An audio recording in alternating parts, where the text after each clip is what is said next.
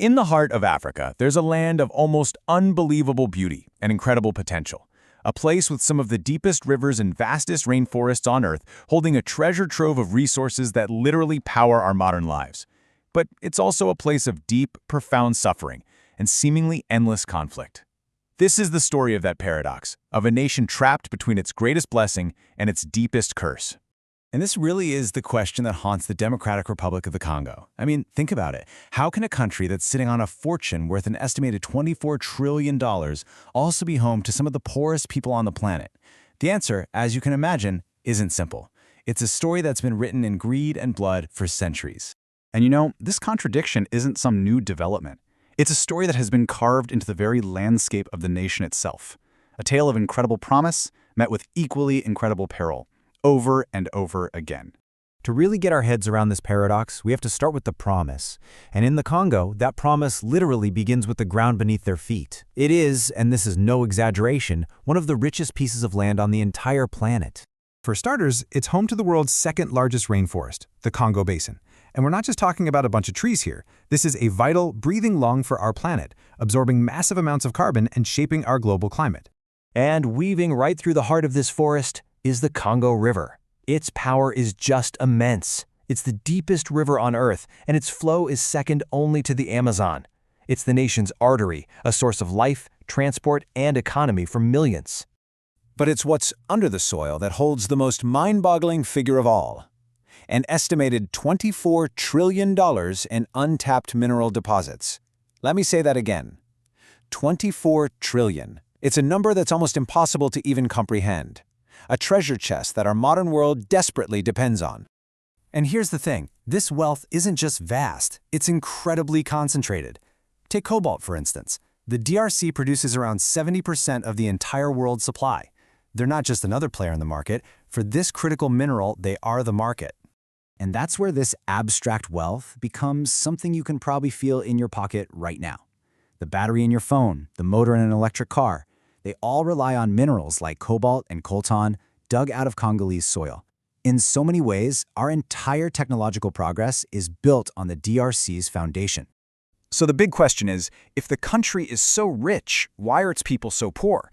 Well, the answer starts with a brutal, painful history. That treasure chest has always had too many hands trying to pry it open, usually with devastating results for the people who live there. You know, the historian Adam Hochschild really put it best when he said this. He framed the whole problem perfectly. The exploitation wasn't some accident, it was systematic. A system of organized theft was put in place a long time ago, and its shadow hangs over the country to this day. And when you look back, you can see this clear, painful pattern. It kicks off with King Leopold's Congo Free State, which wasn't a state but his own personal property, run with unimaginable cruelty for rubber and ivory. After that came Belgian colonial rule, which, while maybe less openly barbaric, continued this systematic economic stripping.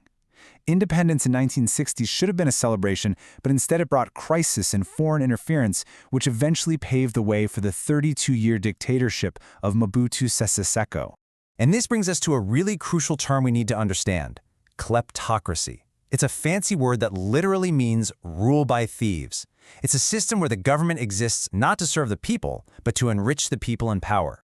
And Mobutu, well, he perfected this system. He basically treated the national treasury like his own personal bank account. The corruption became so widespread, so normal, they even had a name for it: le mal zaïrois, the Zairian sickness. He built a cult of personality in lavish palaces while the country's roads, schools, and hospitals crumbled. He institutionalized the very system of theft that Leopold had started. So after Mobutu's long rule finally collapsed, that legacy of plunder and a hollowed-out state created a massive power vacuum. And what rushed in to fill that vacuum was violence. A conflict so vast it pulled in the entire region and became known as Africa's Great War. The spark that lit this massive fire was the 1994 Rwandan genocide. Hutu militias responsible for the killing fled across the border into eastern Congo, which was then called Zaire. They used these huge refugee camps as bases to launch attacks back into Rwanda. In response, Rwanda and its allies invaded, and that set off a catastrophic chain reaction. What came next was the Second Congo War.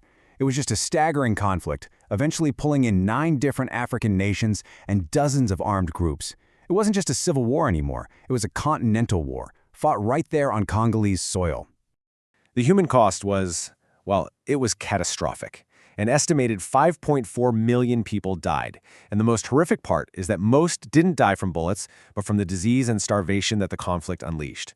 It remains the deadliest conflict anywhere in the world since World War II, a number so large it's hard for our minds to even process. And the tragedy is, for so many people there, the war never really ended. The massive conflict just fractured into hundreds of smaller, localized wars. Today, over 100 armed groups like the infamous M23 are still active, especially in the eastern provinces. And where are those provinces? Right where the minerals are. It's a vicious cycle. If you control the mines, you can fund your war. So all of this, the long history of plunder, the corruption that became the system, the endless wars fought over resources, it all brings us right back to our central paradox. Is the Congo's immense wealth actually a curse?